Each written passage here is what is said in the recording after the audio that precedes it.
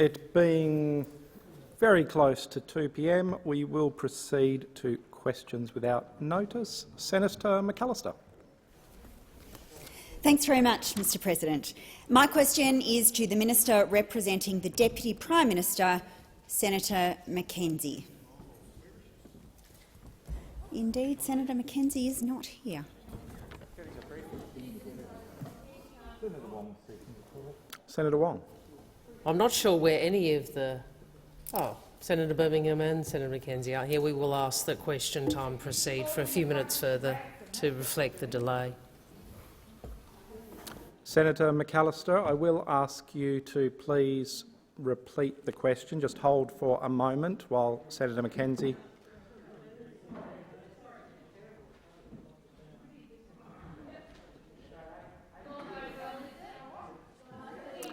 Order. Senator McAllister, please start your question again. My question is to the Minister representing the Deputy Prime Minister, Senator Mackenzie.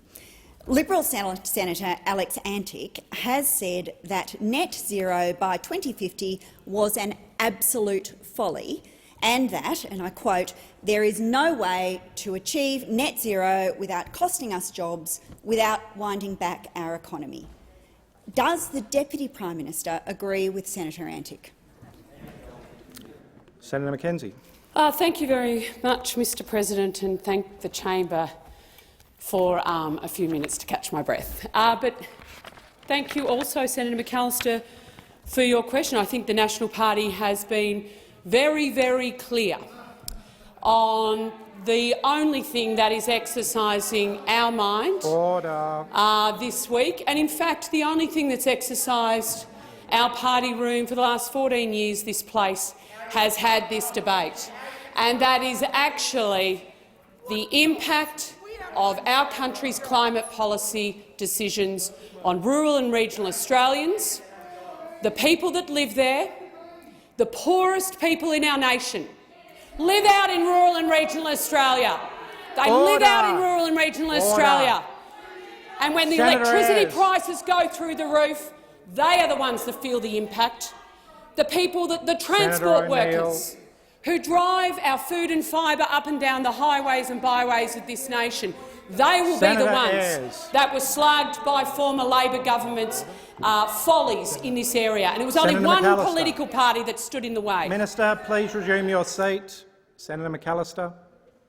President, my point of order is direct relevance. The question went to a quote that was provided by Senator Antic and whether or not the Deputy Prime Minister agreed with that. Senator Mackenzie has not really touched that question, and I'd like her to answer it.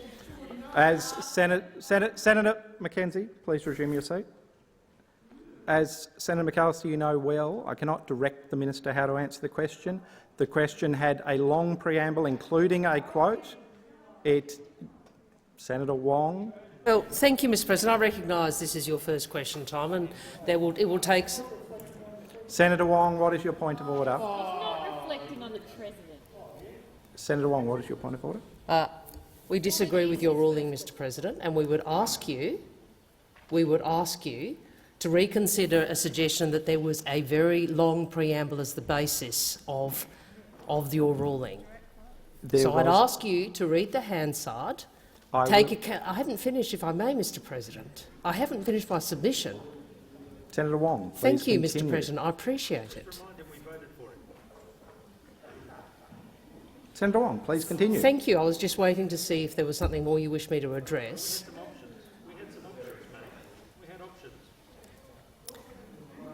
I would ask you to reconsider your ruling so early to rule out an issue of direct relevance on the basis of a very long preamble.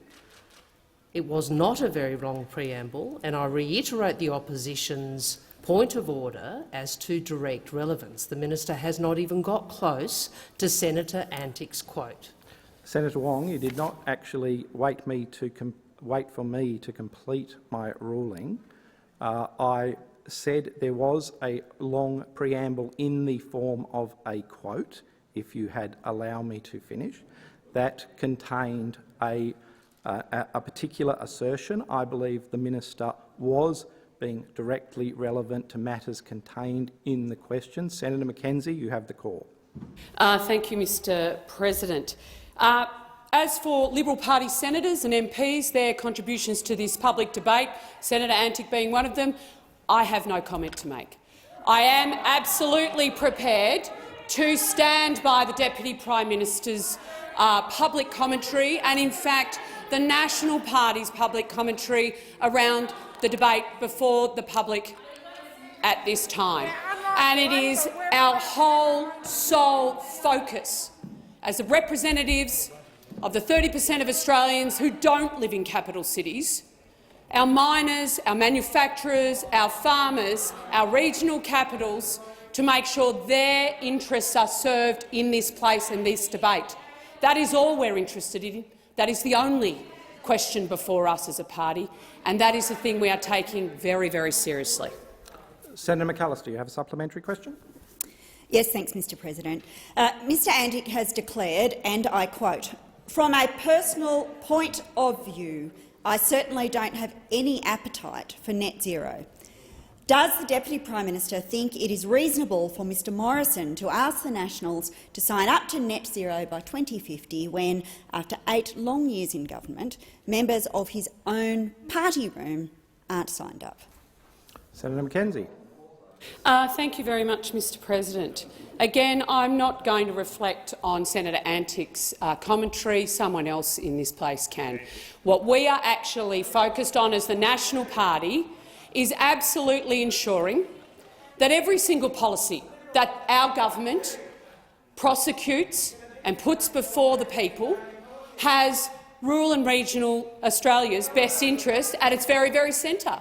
And that is absolutely the thing. We are not ashamed to be standing up and saying, hold the horses, let's not gallop off to Glasgow, let's make sure that what we are considering as a government has actually gone through the prism of how it will affect the poorest in this country, the most high-energy intensive industries in this country. And you know what? If it wasn't for us, no one else would be raising this. You all would have signed up in a heartbeat, and the only one standing up for the regions is the National Party. Please resume your seat. Senator McAllister. Thanks, Mr President. With 2 weeks to go until the COP26 conference in Glasgow, this morning Mr Joyce refused to rule out sending Mr Morrison to Glasgow empty-handed and without a climate deal. After 8 years, 3 Prime Ministers and 21 energy policies, will the Deputy Prime Minister agree to the Liberal plan on net zero emissions by 2050 before Mr Morrison steps on the plane? Minister Mackenzie. Well, one thing that all National Party Senator Watt. MPs, senators, ministers and the leadership group more broadly have made very, very clear, it is that our party room will be the determinant of what our party room does. I won't actually be answering a question from the Labor Party in this place and surpassing the supremacy of the party room in determining my actions and the actions of our ministers and our party room more broadly. I think, though, what the rural and regional Australians actually need to understand is the biggest risk to their industries, to their jobs, to their children's future is an Albanese-Bant government that has no plan, never has, and it's why on this question they do not trust you, they do not trust them. And so for as long as you two are in partnership, you can forget the working class of this country backing you at any election. Senator Molan, you have the call, and may I say it is great to see you back, Senator Molan. Thank you. Thank you. Thank you. Order. Thank you, Mr President. And it's just great to be back, I've got to say. My question is to the Minister representing the Prime Minister, Senator Birmingham. With Australians responding magnificently to the call to get vaccinated against COVID-19 so we can safely return to normal life, can the Minister advise the Senate how the Liberal and National government is supporting our safe reopening and economic recovery from the pandemic? The Minister representing the Prime Minister, Minister Birmingham. Well, thank you very much, Mr President. Mr President, I too would like to warmly welcome back Senator Molan. It is wonderful to see him back in this chamber and indeed to see him looking so well. And congratulations on your battle, Jim. Mr President, indeed Australians have been responding, as Senator Molan said, magnificently to the call to get vaccinated. More than 32.6 million vaccines have been administered across Australia. Some 84.8% of those over the age of 16 have received their first dose of a vaccine, and 68.3% across the nation have received their second dose, being fully vaccinated. Mr President, this comes when Australia's comparison in terms of the saving of lives across the rest of the world remains an incredibly strong one.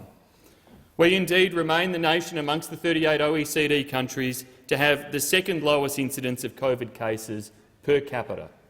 We're in the nation where we have seen far fewer deaths. In fact, if you look at the UK or the USA, they've seen some 40 times the number of deaths per capita than have occurred in Australia from COVID-19. And by avoiding the OECD averages in terms of COVID-19 deaths, we've seen some 30,000+ Australian lives saved. And also the time, indeed, Mr President, for these millions of Australians, the vast majority of Australians now, to turn out and to get vaccinated, enabling us to see those states who have been battling lockdowns, such as Victoria, New South Wales and here in the ACT, begin the steps of reopening, and other states begin the steps of looking at how they transition to the next stages of a more vaccinated population. And can I welcome, Mr President, the news just prior to question time from the Queensland Government indicating that as those vaccination targets set out in the national plan our Prime Minister released, informed by the Doherty Institute modelling, will see Queensland open its borders at those 70% and 80% thresholds. That is welcome news and sign of the progress that is being achieved. Senator Molan. Thank you, Mr President. Despite the recent challenges of the Delta outbreak, how does Australia's economic and health performance compare internationally? Minister. Well, Mr President, Australia is one of the few countries in the world that after the COVID-19 recession of last year saw our economy grow back to be larger than it was prior to the pandemic starting. And whilst the Delta strain and the lockdowns across parts of the eastern states have caused an impact, on the whole our labour market remains strong. Despite the havoc of the Delta variant, indeed the outlook for the Australian economy is incredibly strong. This was reaffirmed last week by one of the three major global credit rating agencies, Fitch, who not only reaffirmed Australia's AAA credit rating, but indeed upgraded our outlook. They had previously indicated that Australia was on the negative watch list. They've removed Australia from that, reaffirming the AAA credit rating, removing that negative watch list, and indeed pointing to the strength of the Australian economy, to their confidence in terms of the jobs rebound that we've seen before in coming out of COVID lockdowns and that we will see again. Australia stands tall in the world for saving both lives and livelihoods, and that is something that we should all be very grateful for. The time for the answer has expired. Senator Molan. Thank you, Mr President. Minister, what further measures will help to ensure confidence in our economic recovery and secure Australia's reopening in a safe and responsible way? Minister. Mr President, what we'll see is that the continued opening up in accordance with the national plan that is happening across New South Wales, that we're now seeing Victoria take steps and the ACT take steps to follow, will give that confidence.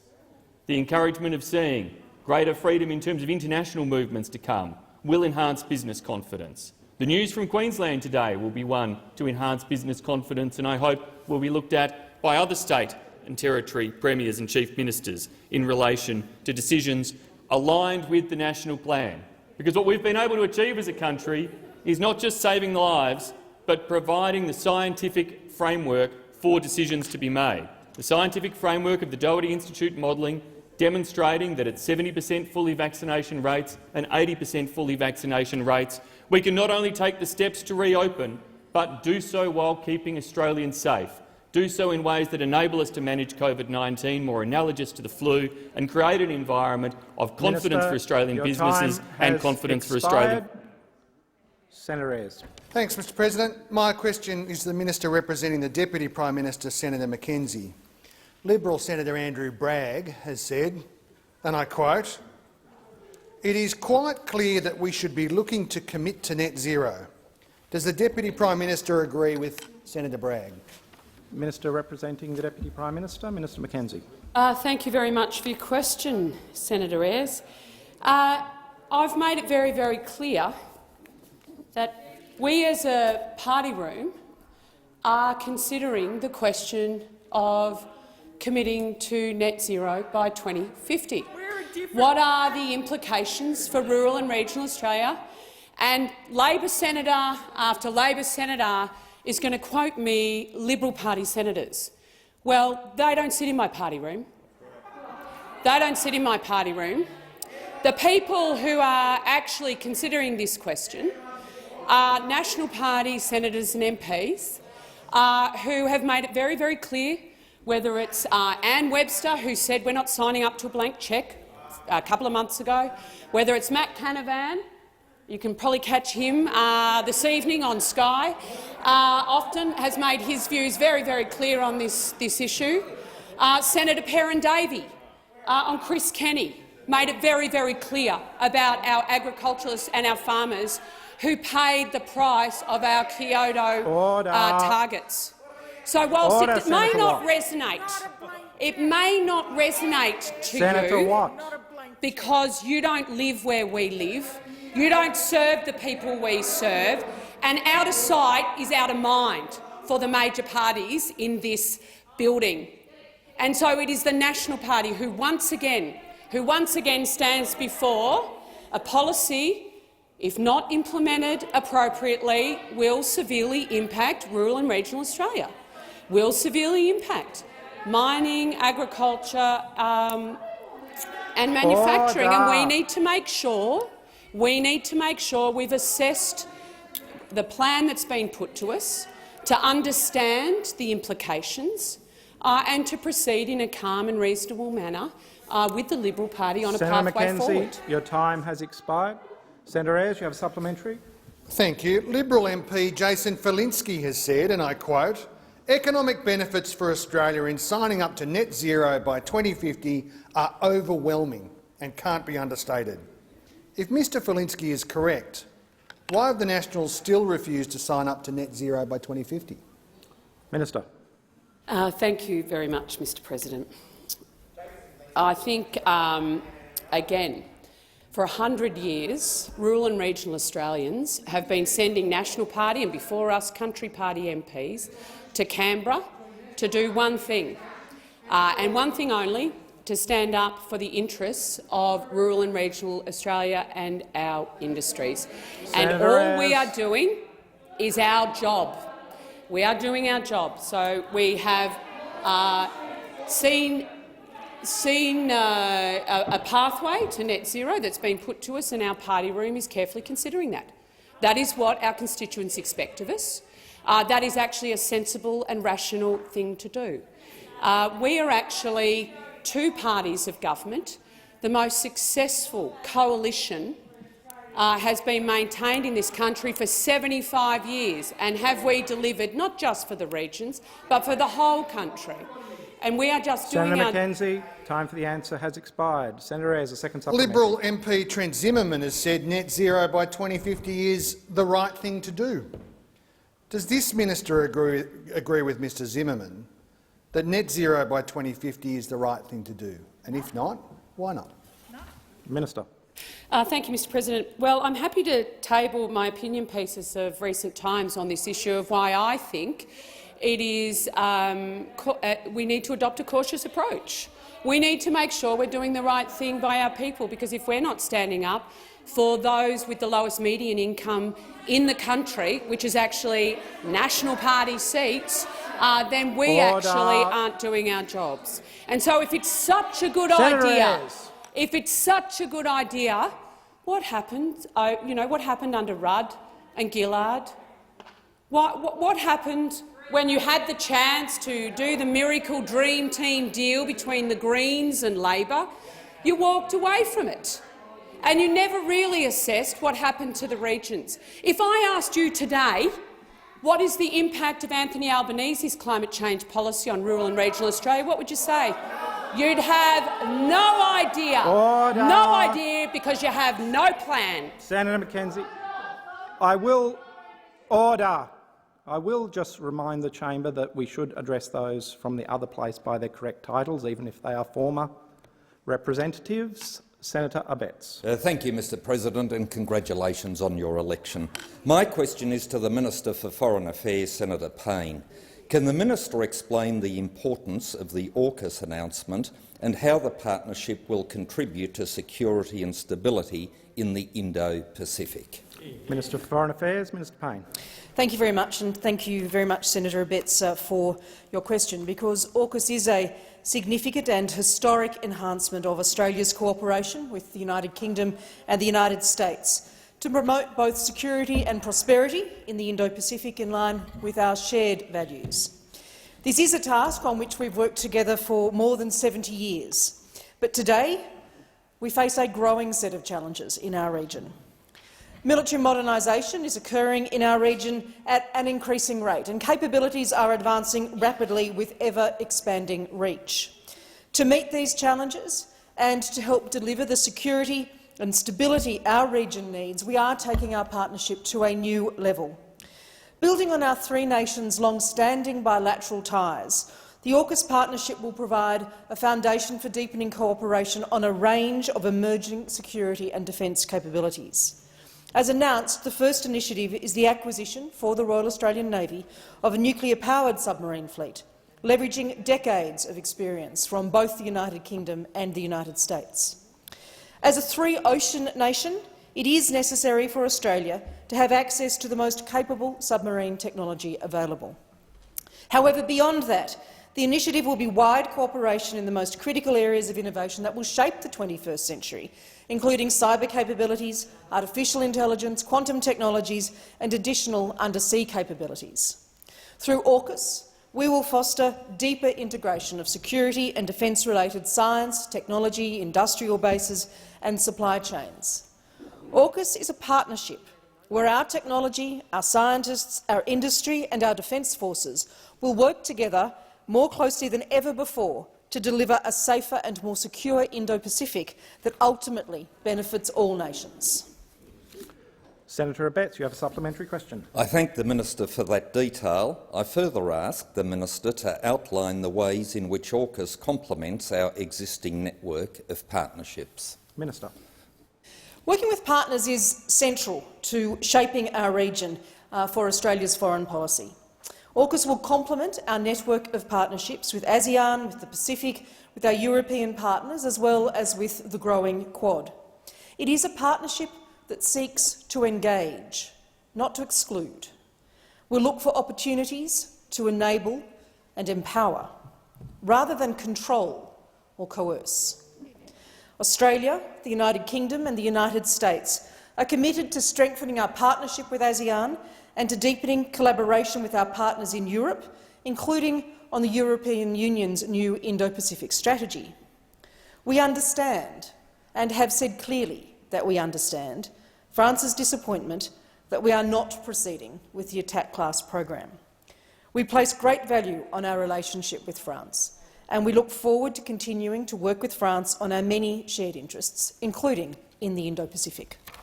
Senator Abetz. In the context of the historic AUKUS agreement, can the Minister advise the Senate of Australia's nuclear non-proliferation commitments? Minister.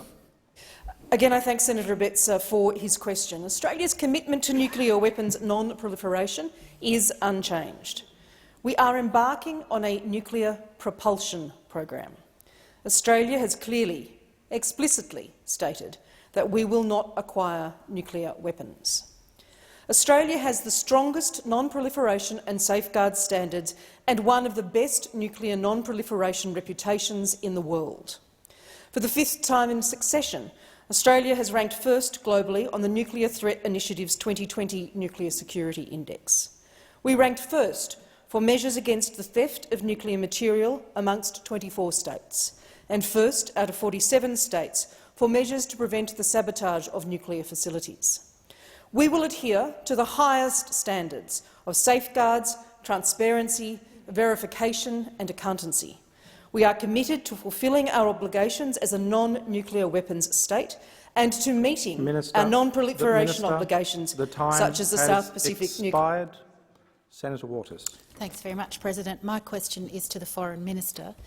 The countries going to the climate summit in Glasgow that have significantly increased their 2030 targets in this critical decade are the US, the UK, the EU, Canada, South Africa, Norway, South Korea, Japan, Argentina, Chile, Colombia, Kenya, the United Arab Emirates and many others. Australia and Russia have not increased our ambition. Will you, as Foreign Minister, allow the National Party to throw this country's global reputation in the bin? Minister for Foreign Affairs, Mr Payne. Thank you very much, Senator Waters, for your question. And to be very clear, and you and I have discussed this before in this chamber, and I've made it pretty clear what the government's commitment is. I absolutely reject the last part of your question, quite frankly, because it really is important to note, Senator Waters, that Australia's emissions are at their lowest levels since records began in 1990. That emissions in 2020 were more than 20% lower than in 2005, which of course is the baseline for the Paris Agreement. That Australia, since 2005, has achieved reduction in our emissions faster than Canada, than Japan, than New Zealand and the United States. We're on track to beat our 2030 Paris target of reducing emissions by 26 to 28%. On a per-person basis, that's a reduction of 48 to 49% on 2005 levels. That is more than either France or Germany or Canada or New Zealand or Japan are expected to achieve. And in 2020 alone, Australia deployed more renewable energy than in the 6 years of the previous Labor government, but I don't hear that welcomed by those at the end of the chamber. I don't hear any commentary in relation to that. In fact, we are building wind and solar around 3 times faster than Europe or than the United States on a per-person basis. We've got the world's highest uptake of rooftop solar, with 1 in 4 homes with rooftop solar panels. Our government is building Snowy 2.0, one of the largest pumped hydro projects in the Southern Hemisphere, Tasmania's battery of the nation, and an interconnector. I don't hear much about that from that end of the chamber either. Enough clean energy to be stored to power around 1 million homes. We're also investing in transmission projects to support our record levels of renewables to continue to deliver affordable, reliable energy. That's a record, Mr President, that this country will take to Glasgow. Senator Waters, you have a supplementary question. Thank you, President. Will the government go to Glasgow and do what the science requires for a safe climate and triple our targets for 2030? Or will you confirm reports of Minister Taylor's party room briefings that the government will not increase their 2030 targets? Minister. Thank you very much, and I thank Senator Waters for her question. I'm not going to comment on party room deliberations, nor I would have thought would those at the end of the chamber. But, Mr President, what we have said we will take to Glasgow and what we have said we will commit to is being worked through by the government in terms of the discussions that many have commented on in recent days.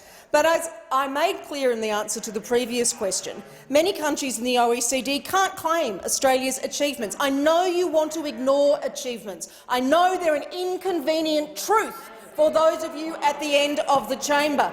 But, Mr President, and through you to Senator Waters, what Australia will take will be to deliver a long-term emissions reduction strategy, one that we will release ahead of COP26, but it's an economic strategy that will be underpinned by delivering affordable and reliable energy in a way that positions Australia to be successful in lowering and ultimately lowered and ultimately net zero emissions global economy of the future. Minister, your time has expired. Senator Waters, a second supplementary. Thank you, President. The International Energy Agency has said that to reach net zero, not one single coal, oil or gas infrastructure project can be built.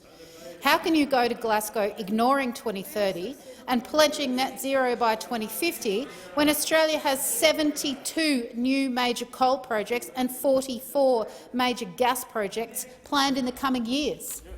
Minister.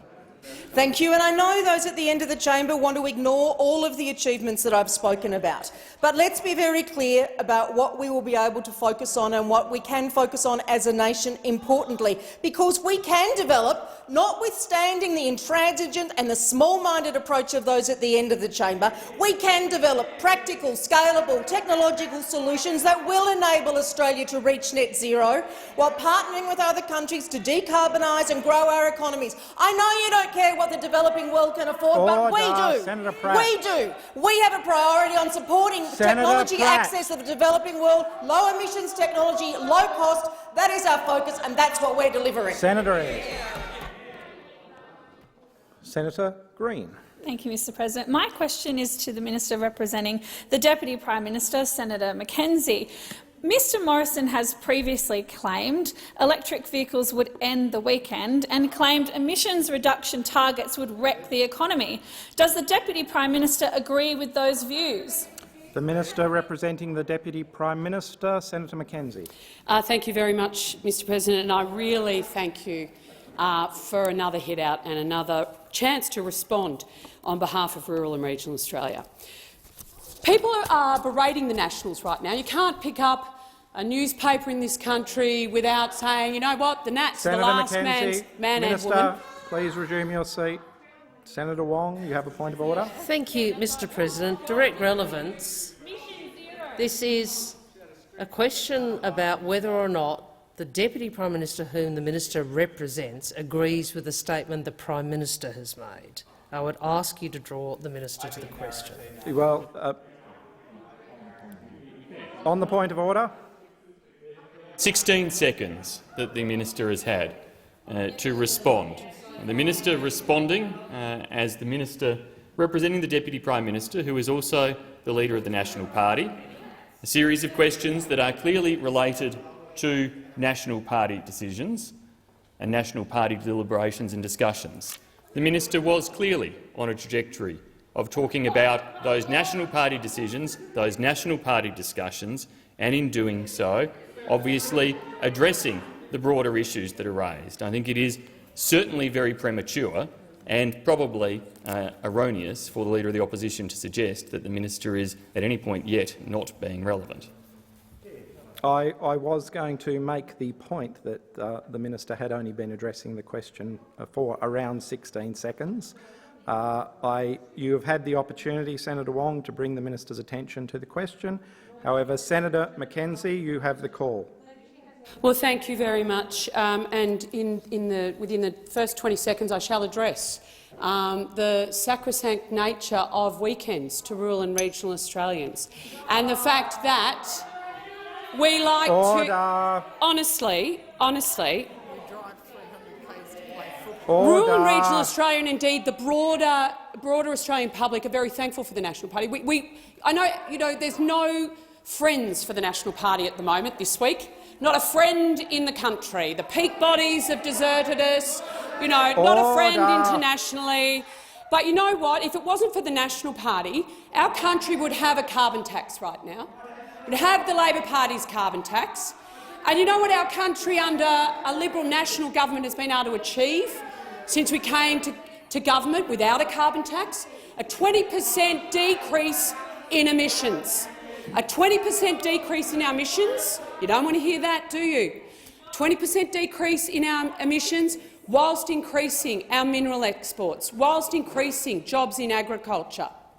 So, for you to argue that the only way back then for us to actually lower emissions in this country was to tax us was wrong. And you admit it now because it's your own policy. It is the Labor Party's policy not to instigate a carbon tax. So you need to be saying thank you to the National Party for saving you from yourselves. Minister, please resume your seat. Minister, I would ask you when I call you to resume your seat. Senator Watt. Thank you, Mr President. We've given the minister a good go on relevance. It was a simple question about whether the Deputy Prime Minister agrees with opinions expressed by the Prime Minister. We haven't had an answer remotely close to that, and I'd ask you to bring the minister to order. Minister, Senator Watt, you've had a chance to remind the minister of the question. Minister, you have the call. Well, I think that the Prime Minister and the Deputy Prime Minister As I alluded to in an earlier answer, the coalition between the Liberal and the National Party has been the most successful political partnership this country has ever seen. It has delivered more, kept us more secure for the 75 years it's been in place, and long may it continue. Please resume your seat. Senator Green. Thank you. Mr Morrison has previously described renewable energy targets as nuts. Does the Deputy Prime Minister agree with this view? Minister. Well, good question, Senator Abetz. Thank you very much for that supplementary question. It is rural and regional Australians and the MPs that represent them that actually see renewable projects in their backyard. We're the ones that have the wind farms, we're the ones that have the solar farms, and it is true that those and the hydropower stations, obviously in areas with a lot of water, Senator Colbeck, like Tasmania. So we know very well the benefits that renewable projects bring to our communities. Minister. Sorry? Senator Watt. Again on relevance, Mr President. Very straightforward question. Whether the Deputy Prime Minister agrees with the view of the Prime Minister. We don't need a long Senator Watt. fairy tale from the Minister. Watt, we just need an answer from the question. Point of order. On the point of order. Of order, Mr President, and Senator Watt there seeks at the conclusion of his point of order to try to define how the minister should answer the question. It is clearly not the role of the Senate to define how a minister answers the question. The minister, from what I heard in the first 10 seconds of her answer, I think, turned to renewable projects and renewable projects and their impacts in regional Australia. The question indeed went to renewable energy. Perhaps this just shows the Labor Party thinks targets don't result in projects or action or change, Mr President. That seems to be Senator Watt. I'm sorry, Mr President. I apologise. Senator Wong, please resume your seat. Senator Birmingham has apologised. Senator Watt was interjecting. But the point. Senator Birmingham. The point being, Mr President, Senator Watt clearly does not have a point of order in this case. Okay. Thank you, Senator Birmingham. I believe the minister was being directly relevant. I cannot direct a minister how to answer a question. Minister. I think it's pretty clear, if you look at the international evidence and the evidence here at home, that setting targets without plans to achieve them, or indeed the will to achieve them, are actually meaningless. So there are a lot of vacuous promises that are made, and the Greens champion those promises in this place, where countries overseas make very bold, ambitious targets and then fail to deliver on them at all. Minister. Senator Green, a second supplementary question. Thank you, Mr President. Last week this minister said, and I quote, "We've had all of these promises before, and I'll tell you what, the lived experience out there in the region isn't what was promised prior. If the government doesn't trust the government to deliver what it says it will, why should anyone else?" Minister. Thank you very much for giving me the chance to clarify a comment I made in an opinion piece last week. So when we talk about the sale of Telstra, which both the Labor Party supported and the Liberal Party, who dealt with the poor telecommunications, who couldn't call an AMBO, who couldn't homeschool their kids. It was no one in Woolloomooloo, and it was no one in any of your electorates. It was our electorates. On the Murray-Darling Basin Plan, the water policy in this country, it was our seats that pay the price. Out of sight, out of mind. And I'm sorry, you don't like to hear it, but it's true, and it is the same. Senator O'Neill. It is absolutely the same on this issue. We need to be assured, on behalf of our people who sent us here, on the impact on them, and that's Senator all McKenzie, we're doing. please resume your seat. Senator Roberts. Mr President, my question is to the Minister representing the Minister for Health, Senator Colbeck. Minister, I note that the Department of Statistics data for Australian fatalities has not been updated since June 30, 2021. At that time, deaths in Australia during 2021 were noticeably above the 5-year moving average, even after allowing for the small number of COVID deaths. Minister, given that until June 30th this year, the Australian Bureau of Statistics posted that data 6 weeks after the period, why is the reporting of death data now 15 weeks after the period? The Minister representing the Minister for Health, Senator Colbeck. Thank you, Mr President. Thanks, Senator, for the question. Senator, I'll have to take that question on notice.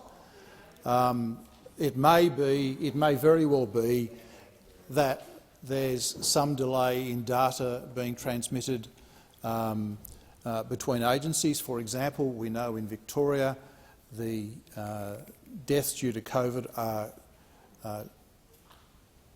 reported into their public health emergency system, the FES system, which is where we use our death data and report our death data for COVID deaths. That is then transmitted across to their database for births, deaths and marriages, and there is sometimes a period of cleansing that needs required to actually certify whether or not a death has been caused by COVID, for example. So, Mr President, I will undertake to get some information on that, but I suggest that that may be part of what's occurring because there has been some movement up and down in the reporting of deaths over the last 18 months or so.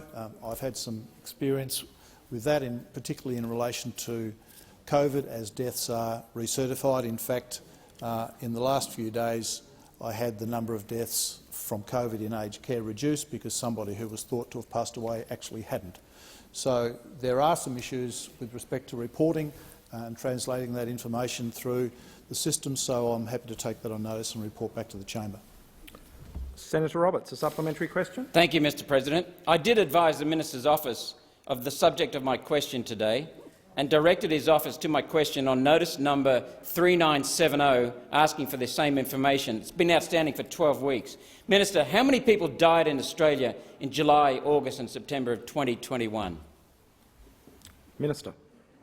Thank you, Mr President. And if you, in the circumstance that you did advise my office, I haven't been advised of that, so I can only apologise to you for not having the data with me right now, but I clearly don't have that information. And if there is a delay in the reporting, I suspect it has something to do with the explanation I gave you in your primary question, but I am happy to chase that information up and come back to the chamber as soon as possible. Senator Roberts, a second supplementary. Minister, this information is critical to trust in vaccines and its omission raises serious doubts and serious questions. How is it possible that you don't know? What are you hiding? Senator Colbeck, Minister. Thank you, Mr President. Can I reject the assertion that the government or anyone is actually hiding anything?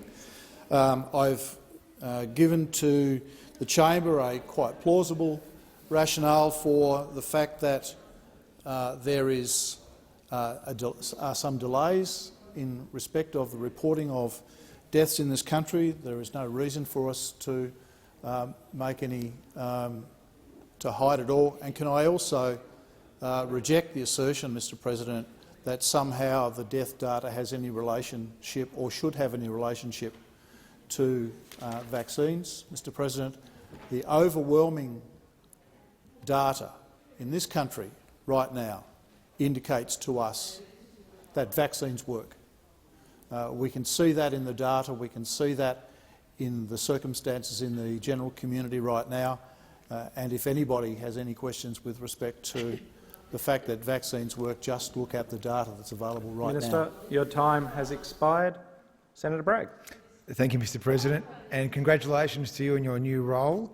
My question is to the Minister for Emergency Management and National Recovery and Resilience, Senator Mackenzie. Can the Minister...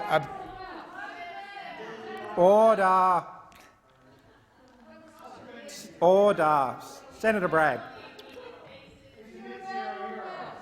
Can the Minister update the Senate on how the government has supported Australians who have been unable to work during the COVID lockdown? The Minister for Emergency Management, Senator Mackenzie. Thank you, Mr President, and thank you so much, Senator Bragg, for the question and for your ongoing advocacy for the people of New South Wales. Throughout this entire pandemic, our government has stood side by side with Australians and carefully monitored their needs to ensure that our recovery remains on track. More than 65% of the eligible population has done the right thing, rolled their sleeves up and is now fully vaccinated. But a few of the states are leading the way, and there is no doubt this is due to the fact that they have had to endure lengthy lockdowns that have meant millions of workers have been unable to work or have seen their hours significantly reduced. The Liberal and Nationals government has been there to support those Australians and have paid more than $11 billion to over 2 million people throughout this period through the COVID disaster payment, a payment that was always intended to be temporary, to ensure the financial viability of Australians while we slowed the spread of the virus and increased vaccination rates. A payment that has kept food on people's tables, kept fuel in the car, kept the heater on and removed financial stress at a time of such uncertainty. Without these payments, a lot of people wouldn't have made it through. As more and more Australians are getting their vaccinations, states and territories have been able to safely ease restrictions, and we're finally beginning to see the end of these lockdowns.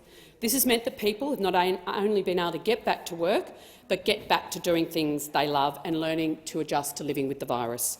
This week we've seen Victoria, the state with the longest lockdown city in the world, bring forward their plan to ease restrictions. And Canberra has one of the highest vaccinations of any city across the globe, with over 99% of their population having received their first dose. This means, as we transition back to normal life, there'll be less need for the COVID-19 disaster payment. It served its purpose and will continue to do so until vaccination rates reach 80% in states and territories. Senator Bragg, you have a supplementary question. New South Wales has endured a lengthy lockdown, and we are now seeing people back to work and getting back to a normal life. Can the minister update the Senate on what support has gone to New South Wales? Minister. Thank you. A very long lockdown indeed, Senator Bragg, and it's good to see opening up. Over 100 days, in fact, and 100 days of limited to no income for some. And that's why we were there, supporting the people of New South Wales to be able to come out of lockdown in a strong economic position.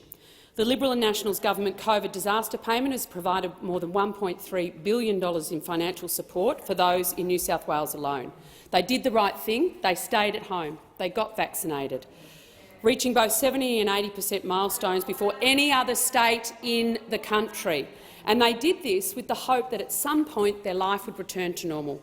Well, Mr President, I'm so pleased to see that coming to life, and I'm sure you are too, Senator Bragg. And our support is extended to businesses across the state. In partnership with the New South Wales Liberal National Government, we've seen more than 200,000 businesses receive nearly $6 billion through the JobSaver program. Our government will continue to support the people of New South Wales as they transition out of this pandemic.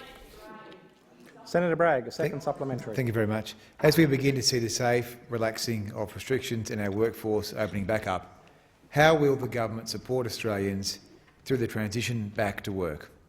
Minister.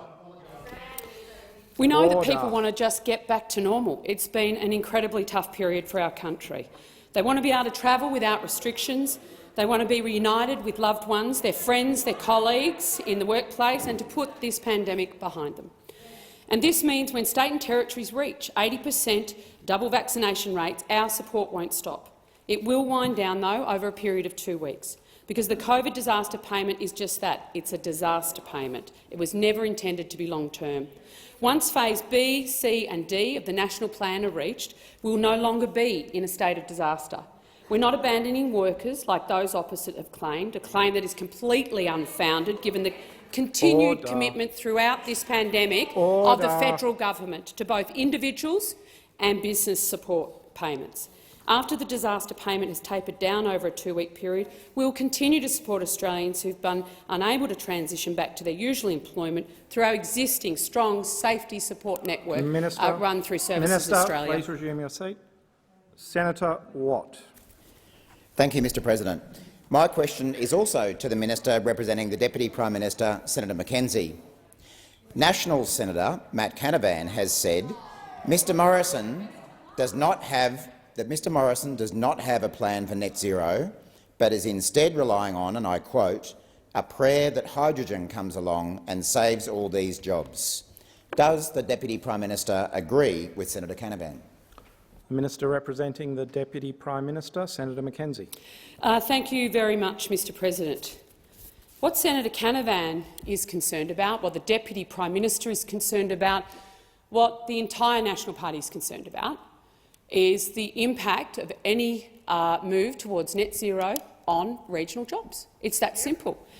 We only wish that the Labor Party and the Greens could have a similar concern, because the reality is you actually have no plan to get to net zero by 2050. You walked away from your 2030 target at the 2019 election.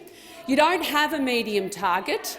You don't have a plan to achieve— Minister, please resume your seat. Senator Wong. Thank you, Mr President. On a point of order, Point Senator of order, direct relevance. And there are long-standing precedents that a discussion of opposition policy is not directly relevant to a question about government policy. Yeah, there is. Senator Mackenzie, I will bring you back to the question that was asked, and I ask you to resume your answer. Senator Mackenzie, you have the call. Thank you, Mr President. As I was saying, the Labor doesn't currently have a medium-term target nor a plan to get anywhere near Senator, Senator Mackenzie, I will bring you back to the question. No, it's about Senator Canavan and the Deputy Prime Minister, and do they agree? And they agree. They agree on the need to protect regional jobs for not just the next 3 weeks, not just the next 3 months, but the next 30 years. They are absolutely agreed on that, as we all are in the National Party. The National Party has a broad range of views on the substantive issue of climate change. There's no secret there.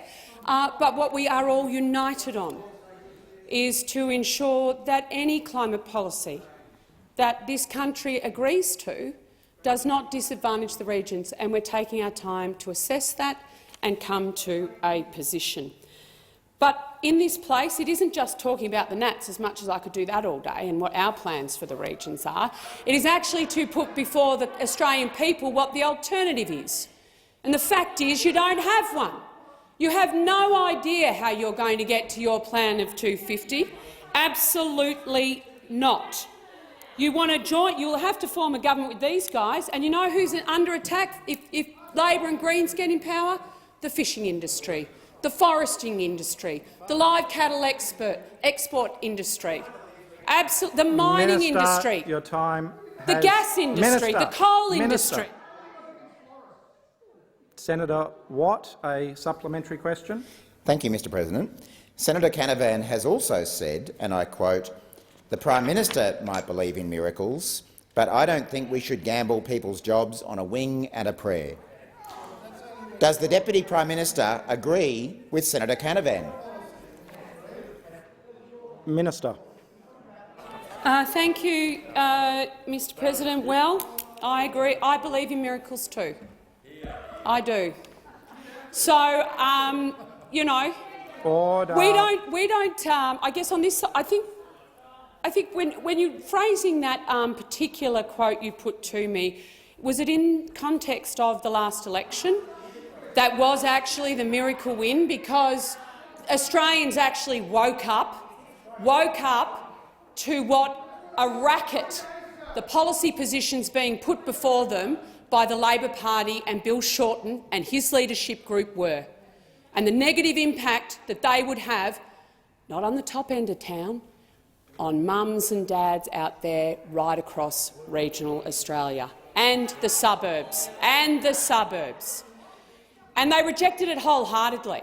So, yeah, I believe in miracles. Absolutely. Senator Watt, a second supplementary question. Thank you, Mr President. Given Senator Canavan also declared in a piece entitled "Woke Net Zero Targets Will Weaken Us," and I quote, Net zero emissions is the public policy embodiment of corporate bullshit. Does the Deputy Prime Minister think Mr Morrison should still be confident he can wrangle a climate deal with the Nationals just 2 weeks from the COP26 conference in Glasgow? Minister. I think, if it's good that you're actually reading Matt's articles. I suggest you also sign up to his YouTube channel. You can usually find him on most Sky After Dark commentators. If you're a fan of Matt Canavan, that's where you'll find him. You know what? Through you, Mr President, Senator Watt, we don't shy away from having 20 very proud rural and regional Australians in our party room who all have a view on a range of matters, and they are actually able to speak freely, not just in the party room but outside of it. What we are committed to doing is actually making sure we keep you out of government. That's actually what the National Party and the Liberal Party want to see happen, is stopping the Labor Party, whose policies would decimate this country, decimate the regions and our industries, because you don't Senator care. Pratt. That's why they don't vote for you. Senator Pratt. Senator Chandler. Thank you, Mr President, and congratulations on your election earlier today. My question is to the Minister for Women's Safety, Senator Ruston. Can the minister outline to the Senate how the Liberal and Nationals government is assisting women who are escaping domestic violence? Minister. Thank you very much, Mr President, and I too add my congratulations to your appointment to the auspicious role of being President of this amazing place. And can I also thank Senator Chandler for her question, a question that is just so incredibly important to all Australians. It's about ending violence against women and their children. Sadly, we know that 1 in 6 women will actually experience violence at the hands of a partner from the age of 15. And it is an absolute blight on our society, and I can assure everybody in this chamber that this government is absolutely committed to doing something about it. We must aim to prevent violence before it happens, but unfortunately when it does happen we also need to be there to support women and their children, to help them rebuild their lives. That's why today I was pleased to announce the Ending Violence payment, which is a $144.8 million initiative that was part of the $1.1 billion investment in women's safety during the budget. The payment aims to help 12,000 women. However, it is a demand-driven system and payment to make sure that we provide them with the necessary supports so that they are able to overcome the financial barriers of leaving violent relationships, and in doing so alleviating one of the main reasons why women stay in violent relationships or potentially go back to violent relationships. The flagship investment will give women more security when they make that extraordinary brave decision to leave a violent relationship in all the forms of domestic, family and sexual violence, including physical violence, coercive control and financial abuse. The payment, escaping violence payment, is up to $5,000 to help women rebuild their lives free of violence. $1,500 of this will be in cash to buy something perhaps as simple as buying the kids a new lunchbox. The other $3,500 can go towards things like paying for rental bonds, white goods, school fees, etc. It's not taxable, it's not reportable, and it doesn't impact on other payments. And I look forward to continuing to update the Senate on this initiative. Senator Chandler, a supplementary question. Thank you, Mr President. Can the minister explain how the Escaping Violence payment responds to our growing understanding of the ways women experience violence? Minister. Thank you very much, Mr President. Well, it is an extraordinarily important issue and one which we know that we must continue to address as we work towards developing the next national plan to end violence against women and their children. Since the first plan was implemented in 2010, our understanding of what violence is and how it manifests has certainly grown. New and emerging forms of domestic violence, things like coercive control, financial abuse, technology-facilitated abuse, are absolutely insidious and make it near impossible in some circumstances for women to have the resources to gather them to make that decision to actually leave an abusive relationship. These barriers to leaving an abusive relationship are exactly what the Escaping Violence payment is directed at making sure we address. Importantly, as I said, the payment is not means-tested in the traditional sense. We want to make sure it's available to every woman, no matter where she comes from, because we know it's not uncommon for bank accounts to be frozen, credit cards to be cut off. It doesn't matter what size the house the woman comes from, she needs our support. The time for the answer has expired. Senator Chandler, a second supplementary. Thank you, Mr President. Can the minister please advise the Senate how women can access the new Escaping Violence payment? Minister. Thank you, Mr President. Well, I'm really pleased that as of tomorrow morning, Uniting Care Australia Consortium, who is our preferred and selected partner, will start the 2-year trial to support this program. Uniting Care has an extensive experience in supporting victim survivors of domestic, family and sexual violence, and they also have a footprint that covers a huge amount of Australia. The support that is being provided under this program will be tailored to meet the individual circumstances, and we will also be working through Uniting Care with state and territory governments to make sure that we have got a seamless support for women when they leave a domestic violence situation. Eligible applicants must be experiencing domestic violence and have changed living circumstances or may find themselves in changed living circumstances and be under financial stress. But evidence can be included, but is not limited to making things like domestic violence orders, referral from a Minister, domestic violence service provider. Time for the question. The answer has expired. Senator Gallagher. Thank you, Mr President. My question is to the Minister representing the Prime Minister and the Minister for Finance, Senator Birmingham. It is reported Mr Morrison is preparing to fork out more than $20 billion to get the Nationals to support his net zero plan. How much taxpayer money is Mr Morrison willing to spend to buy a political fix? Minister for Finance. Minister. Thanks, Mr President. I thank Senator Gallagher for a question, because certainly what our government is quite proudly doing at present is preparing indeed the commitments and plans that the Prime Minister will take to the Climate Change Conference in Glasgow. Those commitments and plans entail planning not just in relation to what the emissions reduction framework and commitments will look like, but indeed how we will protect the jobs of those communities across Australia who are facing change brought about by a changing international environment. How we will protect the jobs, how we will protect those communities, how we will ensure that they can have confidence that they will be supported through transition that is going to occur as a result of a changed global investment environment, of a changed environment in relation to many of our key export markets and commitments they're making. These are changes that are happening, and it sounds to me, from the tone of the question put by Senator Gallagher, that she's happy to leave those communities behind, to not care about those jobs, to think that if there is some investment in protecting those communities, in supporting them to take advantage of the opportunities to come, that should just be ignored. Well, those of us on this side, the Liberals and the Nationals on this side, will certainly not leave regional Australia behind. Senator We will not McAllister. leave regional communities behind. We will make sure that just as we invest to pursue lower emissions and to work towards net zero, that we equally invest to protect Australian communities, the regions that we have relied upon as a nation for so long, for so many of our export activities, and to ensure that they have a bright future, that they can seize the opportunities ahead, be they in new energy opportunities or be they other new opportunities that can be created. And indeed, for Senator Gallagher to come here and want to ask a question about wasting money, well, I saw just yesterday she seemed to walk back from the $300 vaccine payments. Talk about a $6 billion waste of money, paying people to do something that Australians have thankfully already turned out to do in their millions. Minister. Order. Order. Senator Gallagher, supplementary question. I do have a supplementary.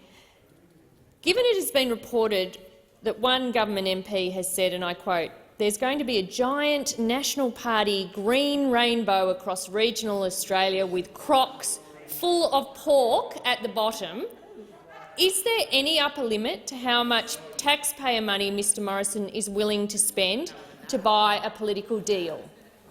Minister.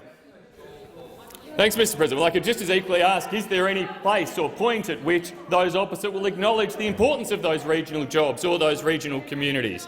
Now, Mr President, we are going through these discussions asking all the right questions. On this side, we ask all the right questions. We don't make a commitment and then try to work out how to put the plan in place. We are, in parallel, working through the questions of how we deliver the commitments in relation to climate change, but do so in ways to support the regional communities and jobs of Australians. That's the responsible way to go about these sorts of policies, to do it in alignment, to do it together and to make sure that you can present plans that do provide that support and respect to Australians.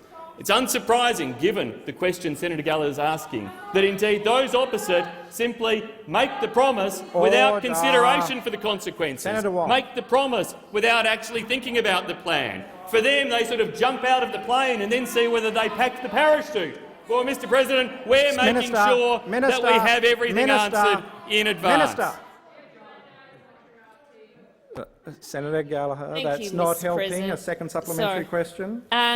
Thank you. The Minister for Finance has said it's critical for the Morrison-Joyce government to have, and I quote, a target and a plan. Will the minister guarantee that any last-minute political deal with the Nationals will meet the standard he himself has set? Minister. Well, yeah, indeed, Mr President, as Senator Abetz I think just alluded, I do agree with my own words. I'm happy to confirm that to the Senate. And Mr President, that is precisely, if the senator had been listening to, I think, the previous two answers I'd given, what I have talked the Senate through, the fact that we are working concurrently through the process in relation to targets and the process in relation to the plans to meet those targets, and not just the plans to meet the targets without consideration of the consequences of meeting the targets, but the plans to meet the targets whilst considering the consequences of that for different communities across Australia, not just looking at it at a national level or a macro level, but drilling it down to consider the impacts across different states and territories, across different regions, across different industry sectors, because that's how you do the job properly. That's how you take care of Australians. That's how you ensure that Australian regions, communities, states, families have the strongest possible future, which is what we wish to secure. And, Mr President, I ask that further questions be placed on notice. And whilst on my feet, I would also table for the information of the Senate a revised ministry list. Apologies I didn't do so at the start of question time, albeit there's no change to representational arrangements in this chamber. I seek leave to have the document incorporated into Hansard. Is leave granted? There being no objection, leave is granted. Thank you.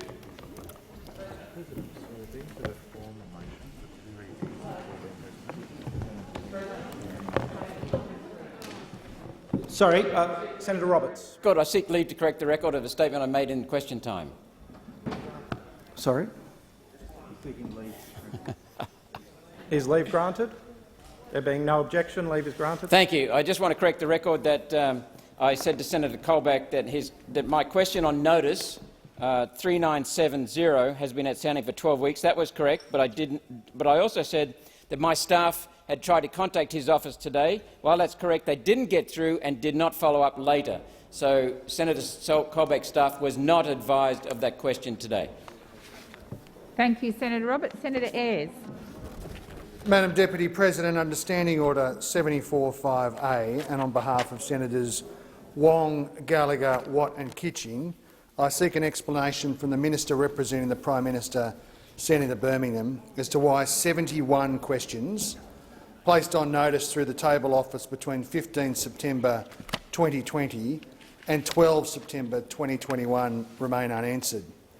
I further seek an explanation on behalf of Senators Wong, Gallagher, Chisholm, Smith, Kitching, Keneally and myself as to why 61 estimates questions placed on notice through the Finance and Public Administration Committee for the Department of the Prime Minister and Cabinet remain unanswered. I note I provided an itemised list to the Minister's office earlier today. Minister. Well, thank you, Deputy President. Deputy President, firstly, just in response to Senator Ayres, could through you I ask the new President just to consider, in relation to this standing order, what has become an emerging practice of senators asking, not just in relation to questions that may be unanswered that they have asked, but also seeking to do so in relation to other senators. I am not sure, Deputy President, that is truly in keeping with the letter of the standing order, and would encourage the President to just take a look at that and to reflect upon it following advice. Can I say in relation to response to questions that this government in this parliament has been more responsive to more questions than at any time in recent memory. That, Deputy President, through the course of this parliament, we have responded to some 4,313 parliamentary questions on notice.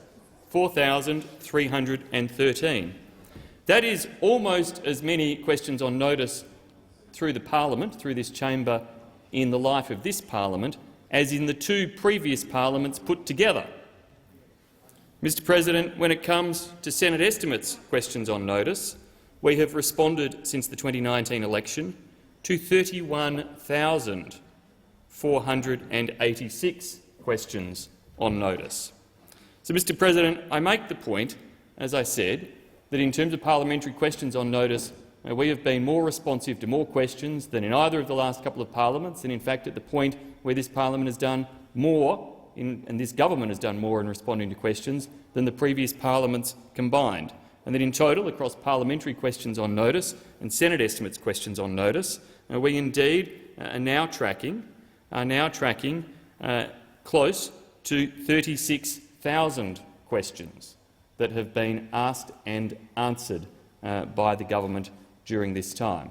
And so the government well and truly lives up to the expectations of accountability. In fact, I think most people would be incredibly surprised to learn of that sheer volume of questions asked and answered and tabled and responded in this place.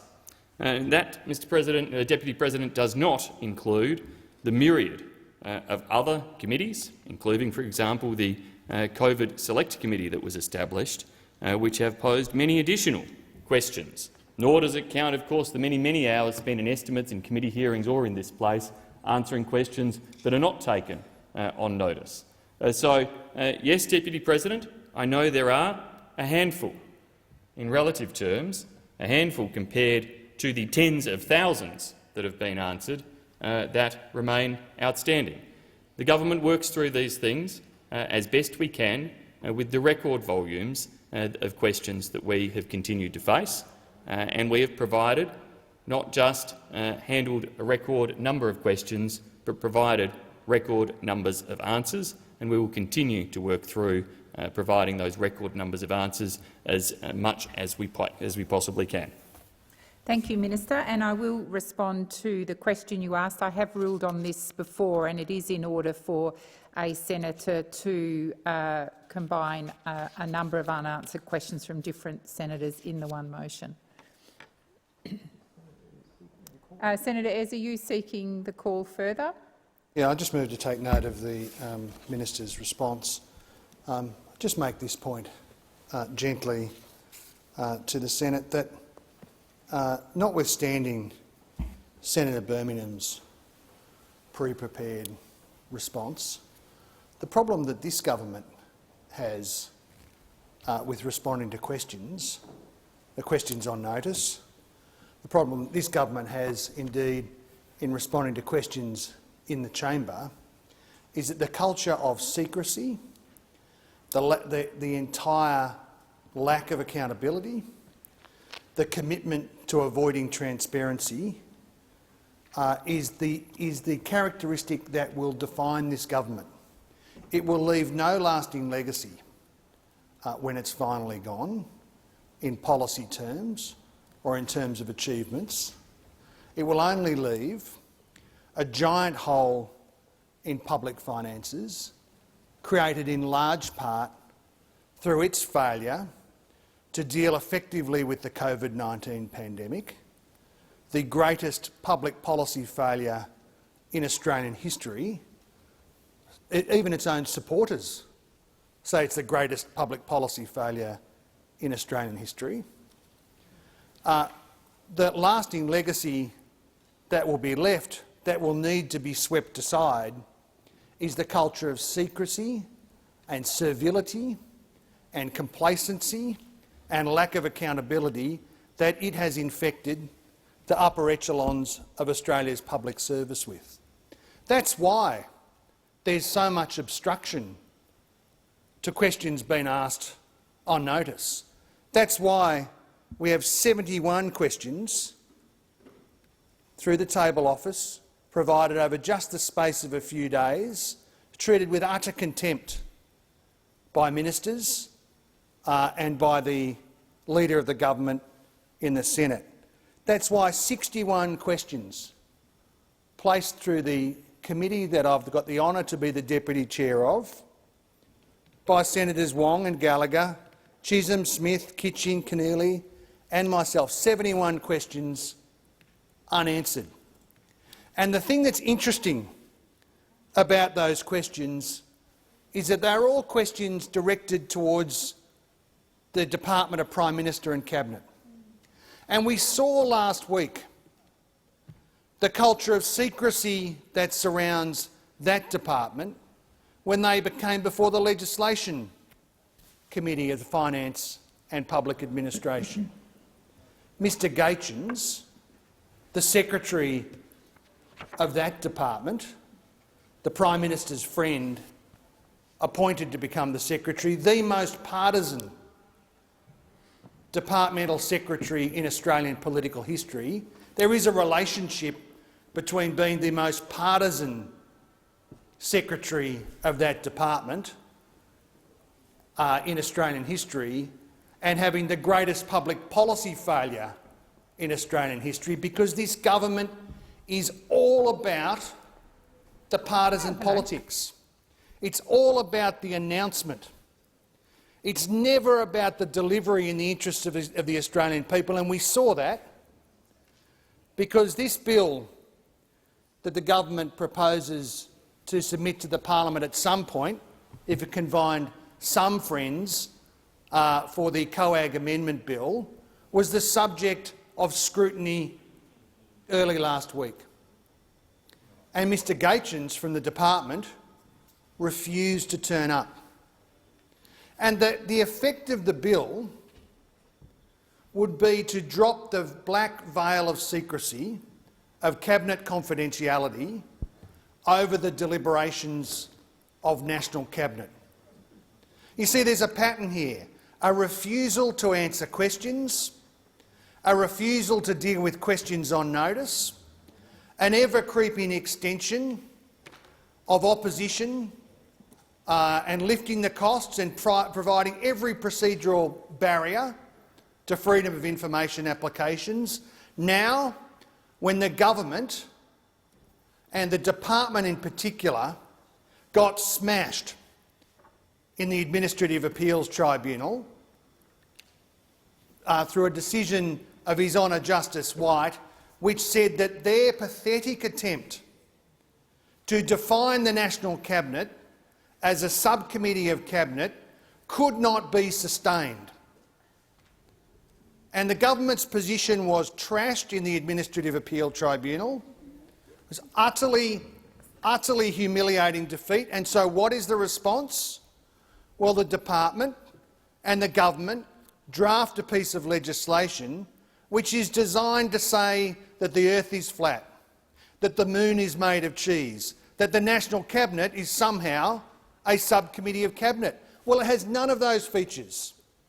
This government's so desperate to put the shroud of secrecy over the operations of government when there is no possible public interest in doing so. No possible public interest in doing so. And the government has so debased the notion of effective government accountability in this country, has retreated so far from its own responsibilities to be open and accountable with the Australian people, that this process of dealing with questions on notice by just pretending that they're not there should come as no surprise to anybody. Now, that bill, the COAG bill, is entirely friendless. Not a single coalition senator stood up or moved a muscle for a whole day while that bill was torn apart by all of the legal experts, all of the witnesses Anybody who had any interest in public accountability and transparency pulled that bill apart, and not one Liberal senator moved a muscle. Do you know why, Madam Deputy President? Because they're ashamed. They're ashamed of the direction that Mr Morrison has taken this government in. They can't defend the position that Mr Morrison and Mr Gaetjens have taken around public accountability.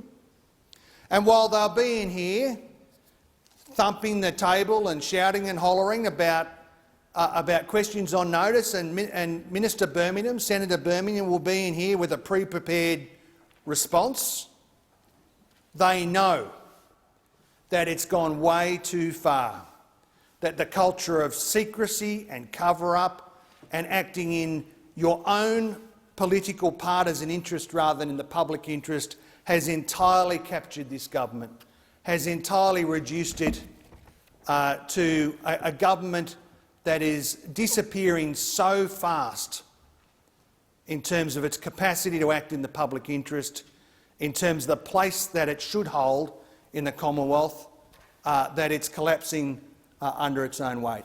Thank you, Madam Acting Deputy President. Senator Patrick.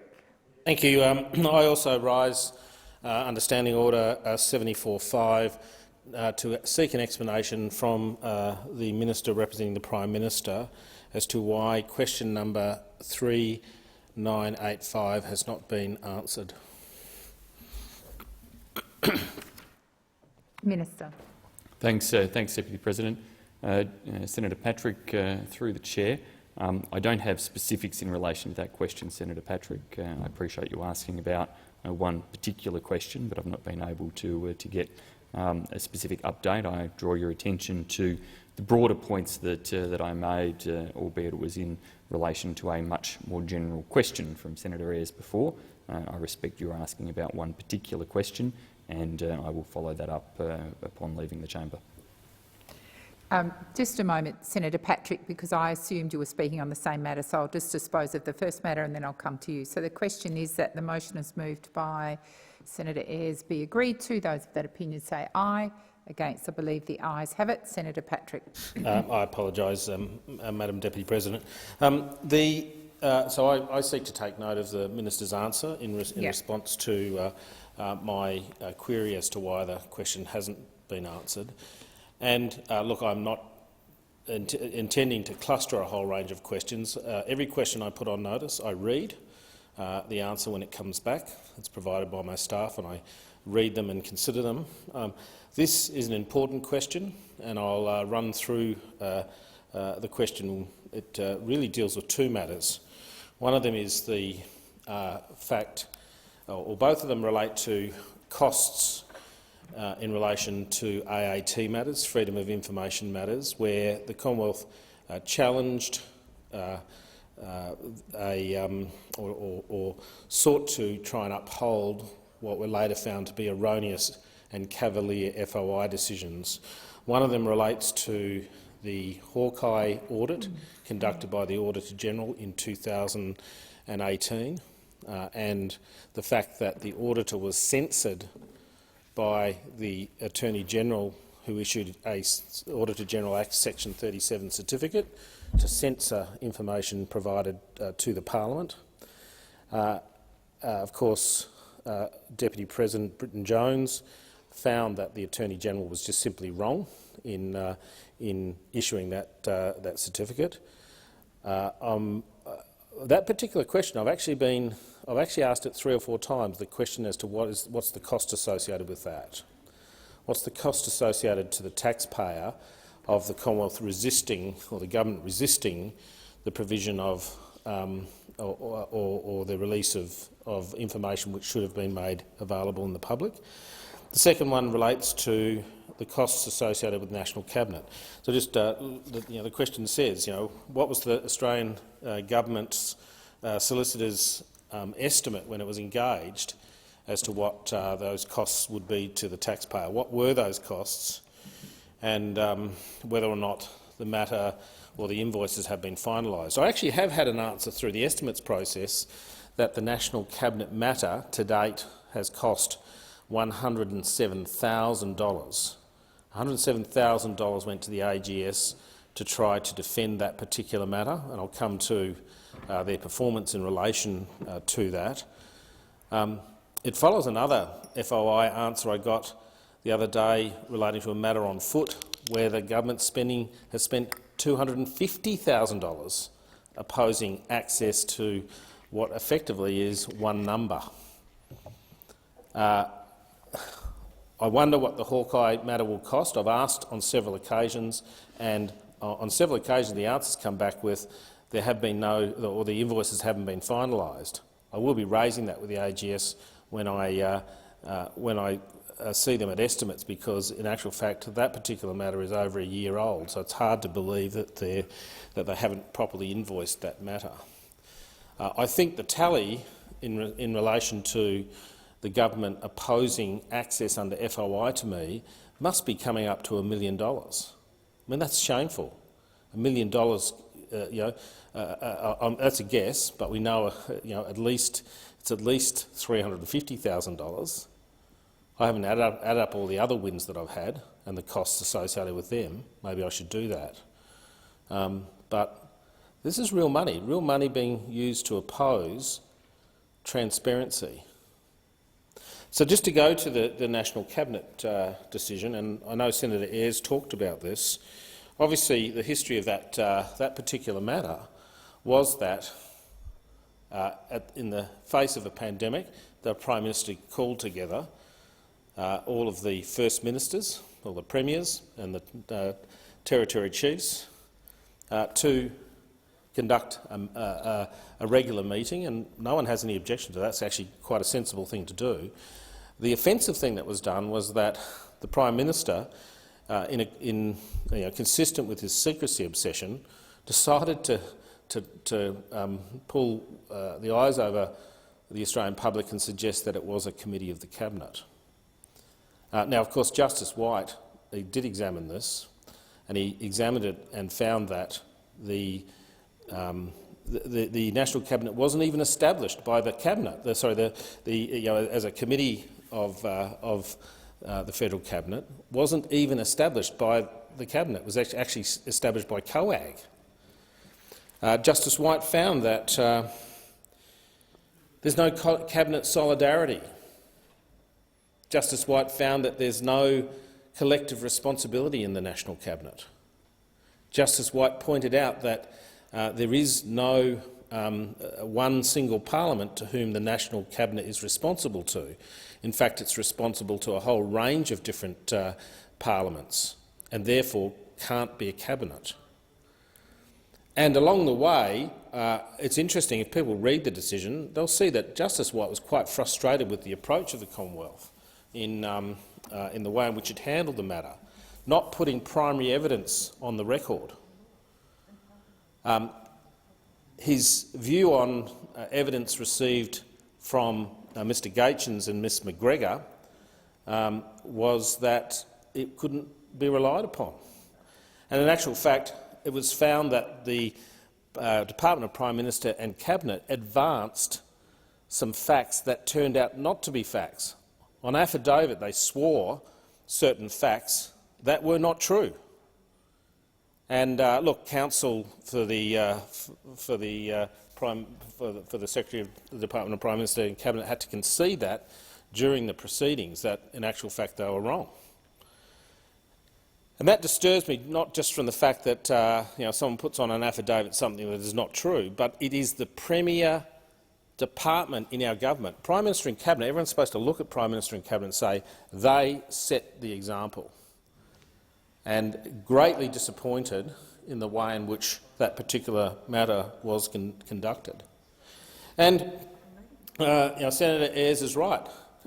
In response to that very solid judgment by Justice White, there's no room to manoeuvre in relation to that. There is no appeal. You can't appeal what he put in his judgment because it is legally correct. And one of the astounding things in the affidavit of Mr Gaetjens to the tribunal at some stage was to say that don't worry about all these judicial precedents on what National Cabinet is, because we're the authority on it. Now, it really bothers me that the Department of Prime Minister and Cabinet think that a word in a statute, i.e. a cabinet or a committee of the cabinet, gets defined by the Prime Minister and not a judicial officer. That's not how it works. Sure, in this place we can provide clarity, but if there's any question as to the meaning of a word in the statute, that is the clear purview, the clear decision-making place for the judiciary, not for a department. So, very, very surprising that such a statement was advanced in the context of those proceedings. And in response to the, I think Senator Ayres said, the trashing of the argument of the Commonwealth, what have they done? They've introduced a new law. They've introduced a new law, so more costs associated with the taxpayer to try and keep matters which are not cabinet matters secret. They've introduced new laws which, again, as Senator Ayres said correctly, has no friends. I went to the committee hearing and found there were no friends of that bill other than the Department of Prime Minister and Cabinet. Professor Twomey, Mr Geoffrey Watson SC, whomever it was that appeared before that committee, just rejected that particular piece of proposed legislation. We've even got Senator Rennick committing to cross the floor on that one, and good on him for doing that, for standing up for what is right. Hopefully we'll see some other people who have some loyalty to the courts do exactly the same thing if the government dares to even bring it into this place. And then on the back of that, interestingly enough, I spoke to Senator Gallagher the other day about whether or not in the COVID committee, where Prime Minister and Cabinet advanced a public interest immunity claim on the basis of National Cabinet, whether or not those documents had been returned to the COVID committee, and the answer is no, they haven't. I mean, I know she's looking at that now, but imagine that. We've had a judicial officer rule that the National Cabinet is not a cabinet, and yet we still see the government hanging on to that and denying information to Senator Gallagher's committee. I mean, that's just extraordinary. Senator O'Neill, I actually think you're wrong. It's not a rule unto themselves. It's actually an affront to the rule of law. The separation of powers in our Constitution, where we have an executive, we have a parliament, we have an executive and we have a judiciary. And we must respect the boundaries. And for a judicial member to state that it's not a national cabinet and then to have departments say, well, we're not going to comply with that, that's hugely problematic, hugely problematic. So I know you're really in support of me, Senator O'Neill, but you haven't properly expressed the gravity of this situation. It's an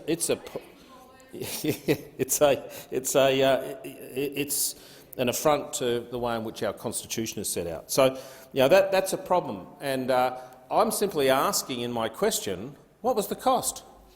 What was the estimate when the Commonwealth went into the proceedings? People may not know this, but when you engage a lawyer to conduct proceedings on your behalf, you are entitled to get an estimate of the costs. I asked what that estimate was. I asked what the real cost is, and asked to make sure whether or not the answer I was going to get was a final answer. So I moved to the other part of the question, which related to the Hawkeye audit. As I said, this is a really strange one. First time ever the Attorney-General censors an Auditor-General's report. Now, the Auditor-General, skilled in every audit he does, he considers what he's putting in his reports to make sure they don't include information that damages national security or international relations or any commercial interests. He does that day in and day out. And yet 2 years ago, 3 years ago almost, in fact it was 3 years ago, the Auditor-General tabled a report where he's told to censor some information because somehow the Attorney-General, Mr Porter, knew better. And of course the JCPAA did an inquiry into this, had a look at the whole matter, and that's what spurred me to seek access to that particular document under FOI. And thankfully, it went from the department who simply do the tick and flick on this is all confidential, to the Information Commissioner who flicked it onto the AAT straight away because she recognised the complexity of the issue. But the matter then was heard by the AAT, and the AAT found that pretty much all of the redactions that were made by the Attorney-General were in fact wrong. They were wrong. They should never have been redacted. To be accurate, there were a couple of numbers that were redacted, which I agreed might have been sensitive from a commercial perspective, and did not contest them in the proceedings.